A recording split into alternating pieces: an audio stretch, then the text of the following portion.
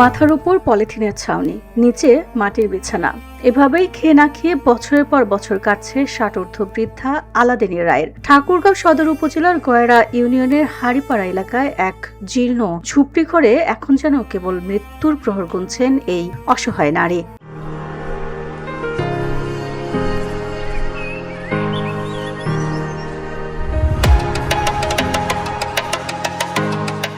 স্থানীয় সূত্রে জানা যায়, মৃত রবীন্দ্র রায়ের স্ত্রী আলাদিনী রায় একসময় স্বামীকে নিয়ে সুখের সংসার করতেন, কিন্তু কয়েক বছর আগে স্বামীর মৃত্যুর পর তার সাজানো সংসার তাসের ঘরের মতো ভেঙে পড়ে। 2 মেয়ের বিয়ে হয়ে যাওয়ায় বর্তমানে তিনি সম্পূর্ণ একা। বার্ধক্যজনিত কারণে এখন আর আগের মতো কাজ করতে পারেন না তিনি। কথা বলতে গেলেও বেগ পোহাতে হয় তাকে।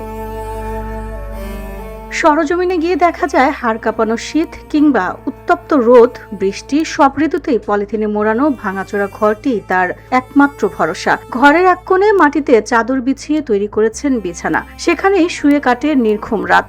মানুষের দেওয়া সামান্য দান দক্ষিণায় কোনো মতে পেটে দানা পানি জোটে তার।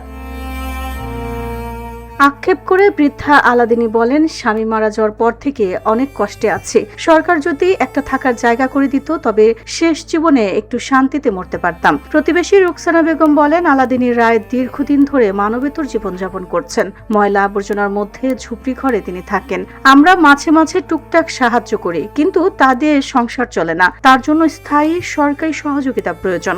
বৃষ্টি পরে যে পলিথিন দিয়া হানে থাকে, ঘরে চৌকি নাই, মশারি নাই। বর্ষার সময় খুব কষ্ট করে, পানি পড়ে, তখন প্লাস্টিকগুলো যেখানে সেখানে দিয়ে ওইভাবে থাকে। এ বিষয়ে গয়রা ইউনিয়ন পরিষদের প্যানেল চেয়ারম্যান বেলাল হোসেন রেনু বলেন, বিষয়টি আমাদের নজরে এসেছে। আমরা দ্রুতই ওই বৃদ্ধার খোঁজ নিয়ে তাকে জরুরি সহায়তা প্রদান করব। এছাড়া সরকারি আবাসন প্রকল্পের আওতায় তাকে অগ্রাধিকার ভিত্তিতে একটি ঘর দেওয়ার ব্যবস্থা করা হবে। এটা আসলে মানবতার অবক্ষয়, এটা মানবাধিকার লঙ্ঘন। এরকমভাবে এই যুগে মানুষ এই উত্তরবঙ্গে এভাবে থাকতে পারে না। এটা আমার কাছে খুব দুঃখজনক বিষয় লাগলো। রমজান মাস, তারপরেও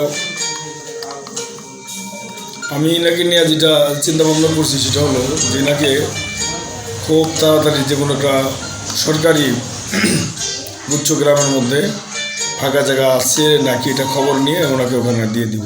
শেষ বয়সে একটু নিরাপদ আশ্রয়ের আশায় এখন প্রশাসনের হস্তক্ষেপের প্রহর গুনছেন অসহায় আলাদিনী। VOD Bangla news desk.